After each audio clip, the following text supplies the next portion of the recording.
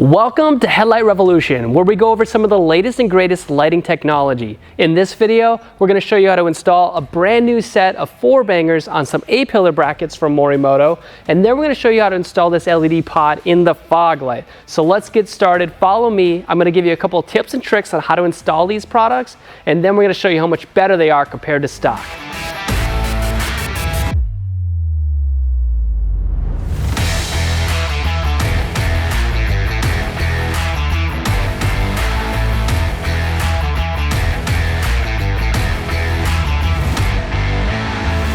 Now, what exactly is the 4Banger from Morimoto? Well, it's an LED off-road pod, just like a lot of those other ones on the market. However, it essentially decimates all. When it comes to light output, these things are unmatched. In another video, Chris and I tested these 4Bangers against some of the top competitors like Dial Dynamics SS3 or Baja Designs or the KC Highlight stuff. Any of that stuff could not compare when it comes to that wide beam pattern. These are so much brighter and they're so much more well thought out. Now, Morimoto created these 4Bangers with two different levels, essentially. There's an entry level and then the big dog, that top dog level. So if you're a true enthusiast, someone that goes off-roading all the time or overlanding like this guy does with his 4Runner, then that is what I would definitely suggest. There's two different models. The higher end model uses the OSRAM chip. They call it the HXB or the HX Boost. That lower end model uses the Nichia chips. Still an incredible pod light compared to a lot on the market. Those they call the NCS. Once you've decided you either want the entry level or the big top dog version, you can then decide what kind of driving pattern you want. Do you want the spotlight, the wide, or a combo driving beam pattern? They have all three patterns for either an amber or white.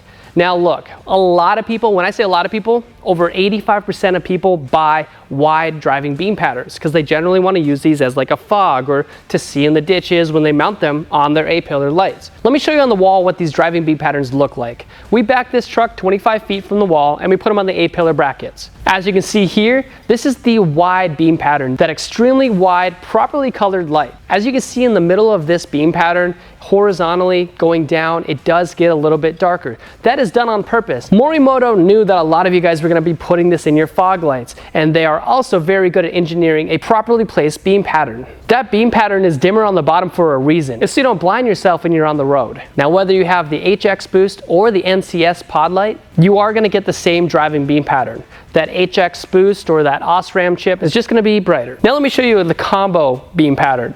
This is a super cool spot beam with a little bit more fill. Still stacks up to the competition very well, but remember, most people will choose the wide beam pattern over something like this. This would definitely be the right choice to have on, say, your A-pillar brackets if you did put a white 4Banger in your fog lights. Now here is the spot beam pattern. Still an incredibly bright beam pattern. It's tight. It looks like a square. That is done on purpose because Morimoto knows a thing or two about beam pattern. With all three of these sizes, like I said, they do come in either a white or a yellow, but one thing to note is your light output would be a little bit less with the yellow lens. On the higher end HXB, they use that OSRAM chip, but it doesn't come in yellow. The white light has to pass through the yellow lens, losing about 30% of its brightness. Still an incredible option. Something neat about that entry level, those Nichia chips do come in a yellow option.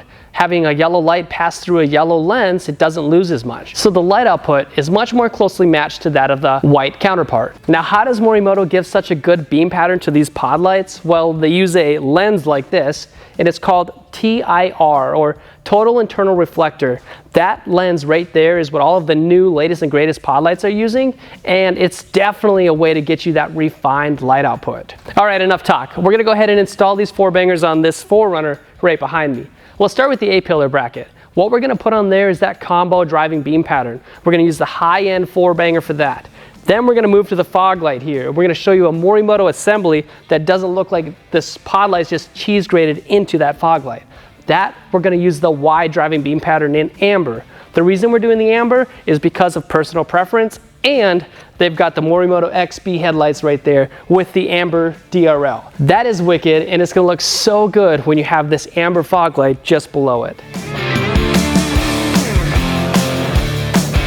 All right, so your hood's open. Now follow me over here to the passenger side. We're gonna go ahead and install the brackets. These aren't just random off-the-shelf brackets. These are actually specifically designed by Morimoto. We're gonna go ahead and install them right here on these 2 bolts. So it's gonna sit something like this. And then you're gonna mount the pod light right on the top here. But we're gonna have to loosen these up. And when you do loosen up these bolts, the hood does shift a little bit. So we're gonna mark it. Go ahead and grab some duct tape, go ahead and grab some painter's tape, whatever you need to do. Go ahead, rip off a piece. This is so when we reinstall these bolts, this hood is exactly where it was when you started. Go ahead and put this piece right here. Doesn't have to be pretty. This is an art class, we're just marking it. Now we're gonna go ahead and take a marker, Sharpie like this one, and we're just gonna mark it here. There we go. Now go ahead and take a knife and cut that slit in between the bracket and the hood itself. Take your knife and give it a cut. Do not scratch your paint. Perfect. Now that your tape is done, go ahead and grab your bracket. We're gonna go ahead and install these clips that it comes with in the kit. Putting these little clips in are gonna make that wiring look a lot better when it's on your truck, and it's gonna hold it in place when you have the hood opening and closing. So go ahead and install these little plastic clips. Might be a little bit tough, but there you are. So you got the wire holders in place on the bracket itself. We're gonna install this now, but first we need to remove these 2 bolts. You can use a drill or you can use hand tools like this. It's a 12 millimeter. If you're using a drill, I would definitely suggest using a deep socket. It just helped me loosen these up.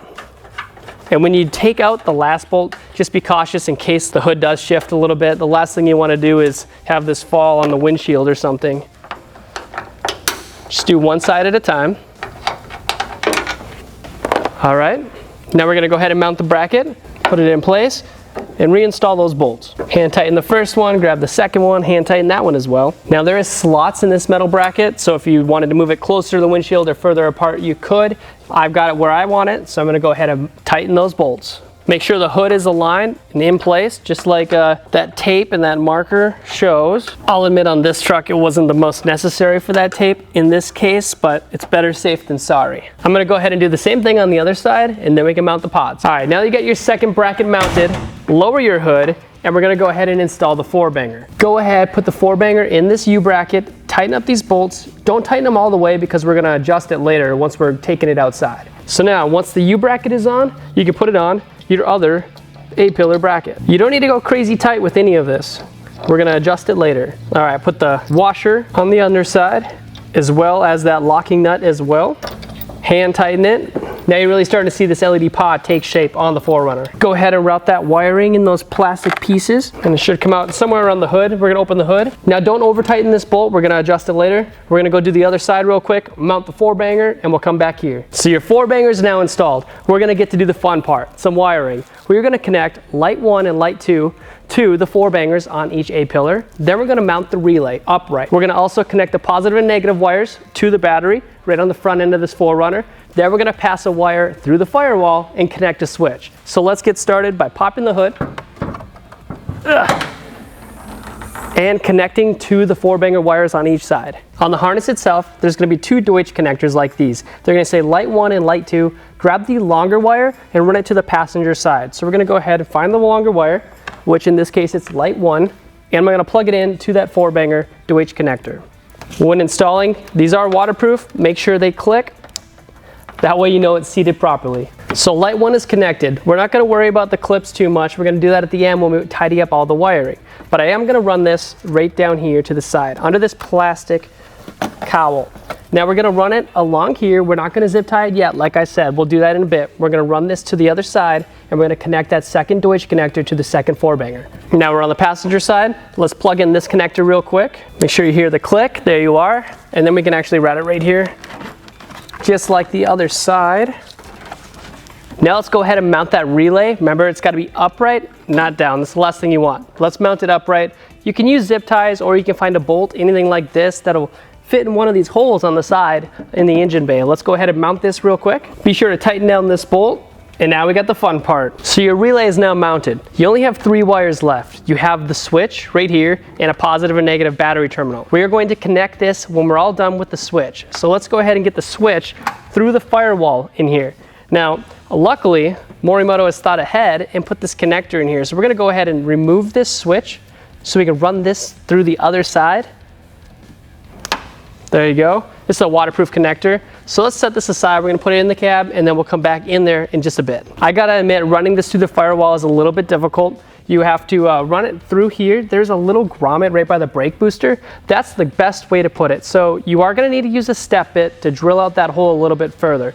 Luckily, Morimoto thought ahead as well, and I already put a grommet on here to fill that hole with this wiring. So when you order the kit off of Headlight Revolution or wherever else, in the wiring, it'll already have this grommet set for you. So I've already drilled this hole out a little bit just to test it before we started filming. Go ahead and pass that wiring through. If you haven't drilled it out, do that first. We're gonna pass that wiring through, and that's coming out right in the footwell. Gives us plenty of room to work. I'm gonna bring it all the way down, and then, as you can see there's that grommet. I'm gonna put that grommet in there. As I pull the grommet out, you can see there's this little ridge here. What we're gonna do is push this little rubber ridge into there, and then this is gonna be the face, setting on the face of that white frame there. Just work the grommet around. This is the best way to run through the firewall without having any water intrusion. There you are. Now that that wiring's ran through the firewall, I'll meet you on the inside here. Now reach down and grab that wiring that's just been passed through the firewall. This is the fun part because we get to decide where you want your switch. Now Morimoto does have that switch that comes with this relay, just like this. This is what I would recommend installing. This you can put anywhere you want to. If I were to choose a spot on this 4Runner specifically, I'd put it around right here.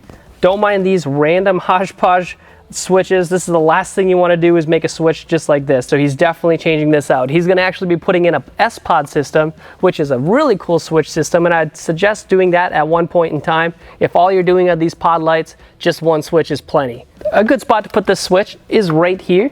To do that, all you got to do is pull this down, pull it towards you, and then it reveals tons of space back here.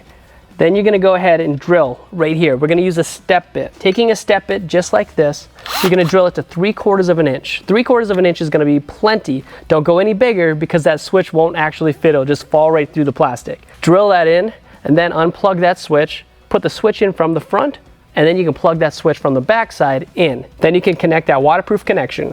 Now Morimoto does have a couple options. If you don't want to use the Morimoto switch that it comes with, you sure as well can install a different connection that connects just like this, but then has a wire running down to just bare wires on this side. That is a very convenient way to connect to a switch pod or some upfitter switches or anything else that you might have. With your switch installed, let's go ahead and install those battery terminals. All right, so we're done with the switch. Last wires we got to do now are just the positive and negative ground terminals. These are going to be connected to the battery. Go ahead, it's usually a 10 mil or a 12 mil. In this case, this is a 12 millimeter bolt. We're going to go ahead and loosen this up, take it off, and we're going to put this red wire that says battery plus on it right over top of it. And we're going to put this bolt back on. Last one, got the negative on the negative terminal. Go ahead and loosen this up. As you can see, there's already some aftermarket wiring down here. We're gonna just follow along that. Put your ground wire in, put that bolt back on. Now go ahead and test those lights. If they work when you push that button on, you did an incredible job. All you gotta do now is tidy up all of this wiring. Now we're gonna move to the fog lights. Let's go. So here we are, we're gonna upgrade that dingy looking halogen bulb in the front fog light on this truck. To do that, it's super easy. It's gonna look like this when we're all done with it. It's literally 4 bolts. So let's get started. This is a super OEM look. What we're gonna do is we're gonna remove 2 screws on this 4Banger. Flip it over, and as you look at it from the front, we're gonna be removing the bottom 2. So go ahead and set that down. Be careful. If you wanna put a soft pad underneath it, you can definitely do that to keep this from being scuffed. I'm just gonna be real careful. We've already loosened them up off camera, so we should be okay. Loosen these up. As you can see, these screws are shorter than the other ones included. Go ahead and take these 2 bottom ones off, and we're gonna install this small little bracket. This little bracket is all it takes, and this actually allows you to adjust it still, even being that it's a pod light. It's got this super OEM look, as you can see here. This will go right over here, and pretty self-explanatory. Go ahead and put those bigger screws back in to tighten it down. You don't got to get crazy tight with this. Just use the longer screws. Now we can go ahead and put that pod light into the housing right here. So as you can see on the bottom of that bracket you just put in your 4Banger, it's got a little hole in the bottom. Make sure that that lines up with the bottom here. So go ahead, put it in from the back side, line it up. It is a little bit of a tight squeeze. That's because these are specifically designed for the 4Runner. Go ahead and put that bolt back in. It's a little torque bit. You don't have to go crazy tight with this either. Just make sure it's snug. Do the same thing on this side. And now you can see it take its shape. On the back side, it's got a Deutsch connector, and your truck does not have a Deutsch connector. So what we're gonna do is plug this little splitter in. It comes with the kit on Headlight Revolution, or if you buy it from Morimoto, give it a click. Now both of these screws are in on the side. You got one more. That's that adjustment screw on the bottom side. Go ahead and put that through and tighten it down. Not too tight, because then you can go ahead and align it once they're on the truck, and then really tighten it down. Without the screw really tight, you can see how much adjustment is actually here. That'll allow you to raise or lower that beam pattern when it's in the fog light assembly. So let's go ahead and install this now. All right, the moment of truth. Did Morimoto make a good bracket or not? Let's figure that out. All you gotta do is remove that halogen bulb, turn it counterclockwise, and pull it down. We're then gonna go ahead and unplug that bulb. And now, as you can see, that Deutsch connector on the 4Banger is not gonna properly connect to this connection. Luckily, Morimoto has thought of that, and they have this Deutsch connector that goes to that H11 plug on your 4Runner. So let's go ahead and plug that in real quick. Now go ahead, take that connector and plug it in. Make sure you hear that click. That's gonna let you know that it is gonna be a waterproof, tight seal. Now let's go ahead and plug this in, but first we need to remove this housing. Stupid easy. I'm gonna take a drill. There's 2 Phillips screws holding in one of these housings. Reach up, remove the 2 screws on the top and the bottom.